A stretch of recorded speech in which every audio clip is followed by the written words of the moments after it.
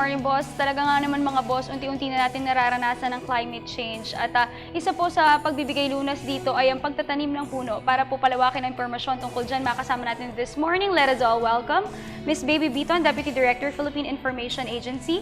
We also have Toby Madayag, Regional Coordinator, Pilipinas natin. And we also have Miss Lourdes Wagan, Regional Director, DENR NCR. Good morning. Welcome to Good Morning, boss. Good morning. Alright, ito pag-usapan natin to start off, no, alam naman natin talaga isa sa mga major problem, hindi lang sa ating bansa, kundi sa buong mundo, itong climate change. And for the benefit of our viewers, explain natin ito. Thank you, Dayan. Itong climate change, isang programa ng DNR in partnership with PIA, NCR, and Pilipinas natin sa pagkakataong ito.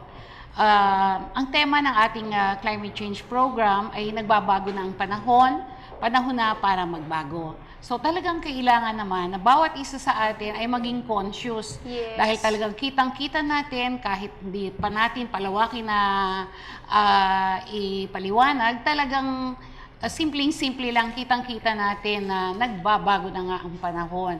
Tag-araw, umuulan, tag-ulan, umaaraw. So kailangan bawat isa sa ating mga kababayan, tayong lahat, magtulong-tulong para nga tayo ay maka-adapt at mamitigate naman natin epekto ng ating pagbabago ng panahon. Kaya nga ang tema, nagbabago na ang panahon na para magbago.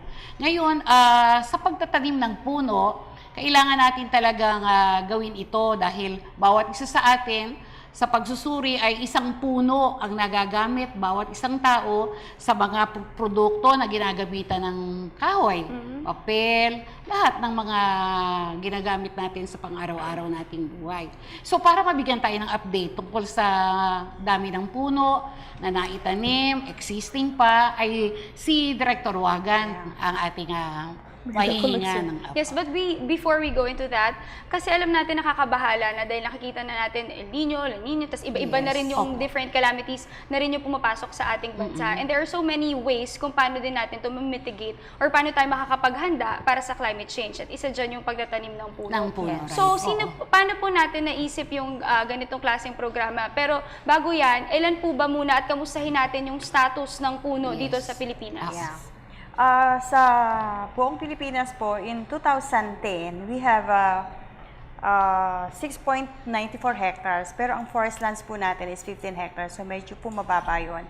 Ang ating pong open denuded land is equivalent to 8.94 hectares, but during the term of President Pinoy, gusto po nating ma-reverse yung situation. So, for 2016, we are projecting that we will reverse the situation. So, ang aming pong gusto or ninanais ay yung 8.4 hectares ay maging covered na yun with forest at 7.4 hectares naman po yung magiging denuded forest. So, doon po sa National Greening Program, nagtatanim po tayo ng massive planting po talaga tayo dyan nationwide. And for this year, so ang target po natin is 1.5 million hectares and planting 1 billion trees. So yun po. So for 2014, ang expectation po natin, yung open denuded at saka yung reforested areas natin ay pareho na. So we will reverse the trend sa panahon po ni President Pinoy. But as of now, sapat po ba o kulang ang ating mga puno? Sasabihin namin na yung forest cover, as far as forest cover is concerned, parang sapat po yan. Kaya lang yung quality of trees na ang medyo mababa yun. So, binabago po natin yung trend na yun ngayon. So, kaya meron nga po tayong campaign for all people to really plant trees na. And really, not just plant trees, but really to protect these trees. Kasi kung nagtanim ka, pabayaan mo naman. So, sayang po yung effort natin. Kaya, nais po natin na yung ating mga kababayan would really be responsible enough to plant trees and really take care of these trees. Alright, siguro bahagi na natin yung mga viewers natin. Paano natin nabuo yung ganitong klase ng programa? Actually, alam natin na na medyo meron tayong executive order dito na talagang Executive Order 26 na issued by President Pinoy. And ito, ini-encourage ang lahat ng agencies, lahat ng citizen trees to really plant trees. Sabi ko nga, 1.5 billion. Kasi nararamdaman na natin Yung climate change. yung climate change. So, yung planting of trees is just a way of mitigating yung effect of climate change. So, para po ma-reduce yung rise in the temperature and at the same time po yung pagbaha, yung Yes. landslides, And I all think of this that. is not just to mitigate, but also to raise awareness Yes. about what's happening around us. Lalo na climate change is not, alam mo yun, hindi lang siya basta-basta climate change ang mabigat itong problemang ito. So dito papasok itong programang inilunsad din nyo, itong Happy Birthday Tree. Yes. What is this all about? And good morning.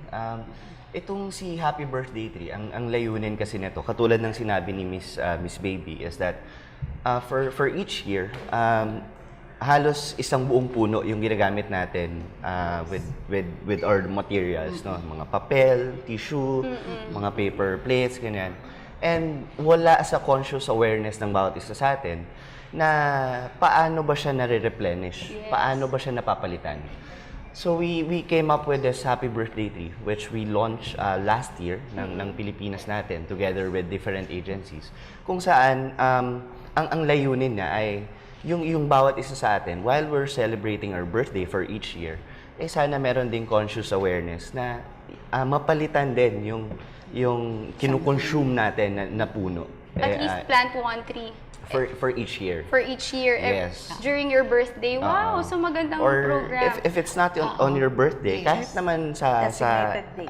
selected Siguro date. regalo na kung saan. natin yun sa ating Yes. environment. Oo. Oo. Yes. At saka pag katulad naman namin na naamin namin sa senior, na kami, senior years, hindi naman nangangahulugan na magtatanim ka, kung 60 years old ka, hindi nangangahulugan ang itatanim mo ay 60.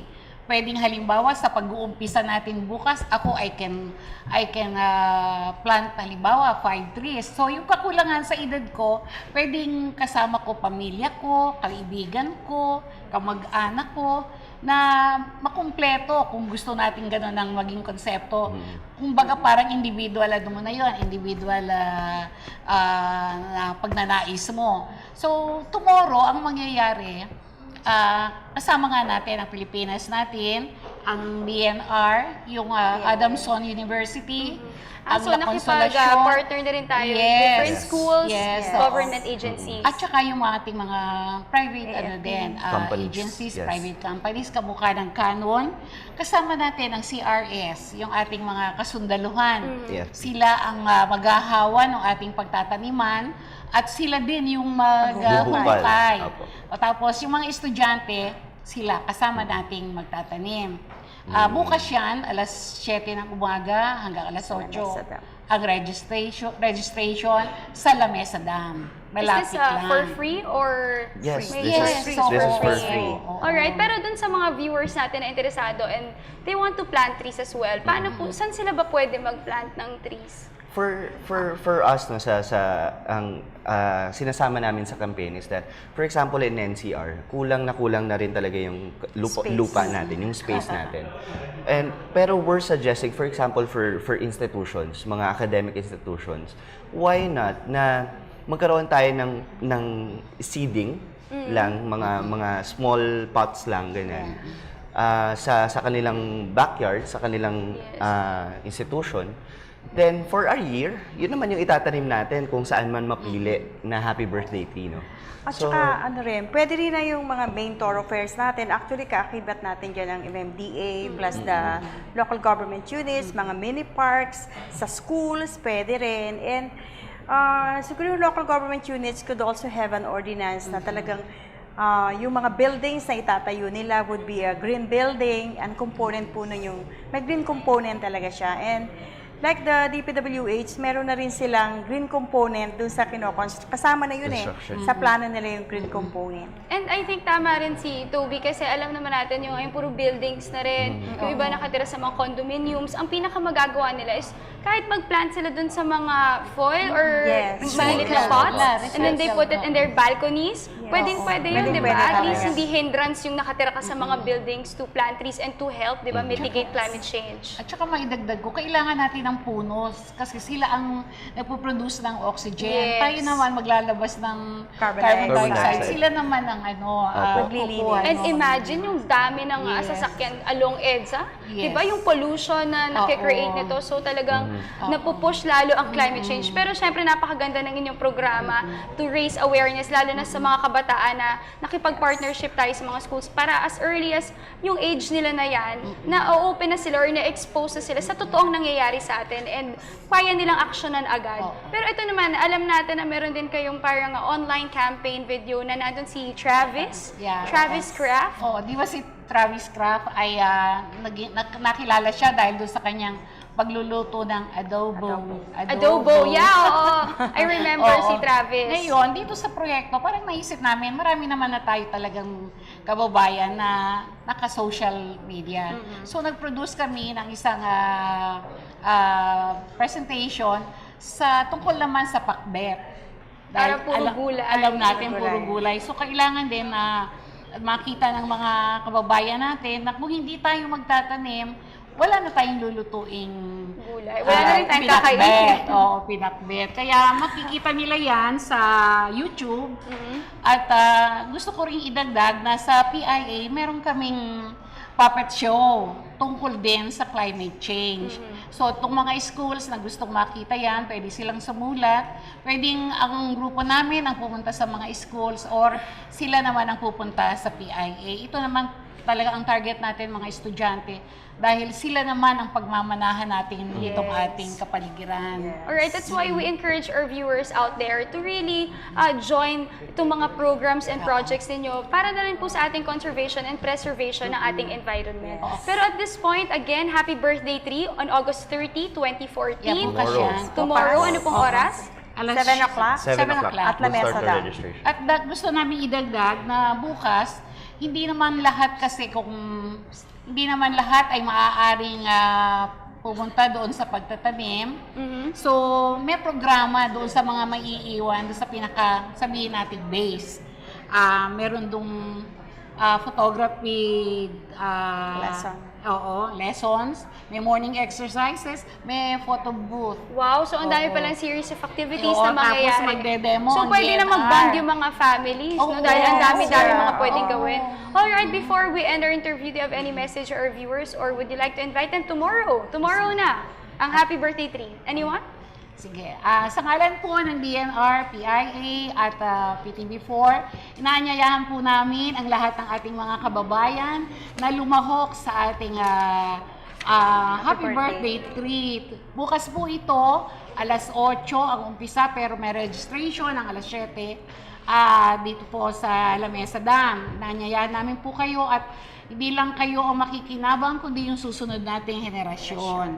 At maraming salamat po sa inyo sa pagbibigay sa amin ng pagkakataon na mai-promote itong proyektong ito. Alright, thank you so much for joining us this morning. Thank you. That was Miss Baby Biton, Deputy Director, Philippine Information Agency, Miss Lourdes Wagan, Regional Director, DNR, and Toby Madayag, Regional Coordinator, Pilipinas natin. Thank you so Thank you. much. So much. Thank you very much. Alright.